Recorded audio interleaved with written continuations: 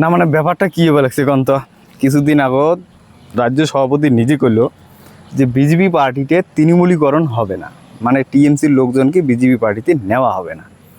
এই কথাটা কয়া কিছুদিন যেতে না যেতেই রিসেন্টলি তোমরাও হয়তো শুনছেন 3 জন এমপি দলের মধ্যে নেওয়া শেষ। কারণ হিসেবে কী কর যে একটা আইন পাস করতে, একটা বিল পাস করতে সংখ্যাগরিষ্ঠের প্রয়োজন। সো আমরা এমাক নিছি, এটা নিয়ে টেনশনের কিছু নাই। তবে গ্রাম লেভেলে, পঞ্চায়েত লেভেলে, জেলা লেভেলে কোনো ধরনের টিএমসি পার্টির কর্মীকে বিজেপিতে নেওয়া হবে না। অ্যাকচুয়ালি ব্যাপারটা কী হবে লাগছে একটু বুঝছেন?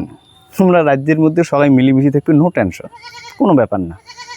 কিন্তু তোমরা গ্রাম লেভেলে, জেলা লেভেলে বা পঞ্চায়েত লেভেলে তোমরা মিশফের পাবার না। তোমরা একজন আরেকজনকে শত্রু হিসেবেই দেখো, ডিম মারো ডিম। অ্যাকচুয়ালি ব্যাপারটা কী হবে লাগছে, মুই তোমার কাছে একটা ভবিষ্যৎবাণী কম যে একটা গ্রাম পরিচালনা করার জন্যে বা একটা পঞ্চায়েত পরিচালনা করার জন্য যে লোকের প্রয়োজন, বিজেপি পার্টির সেই লোকটাই নাই সেই লোকটা।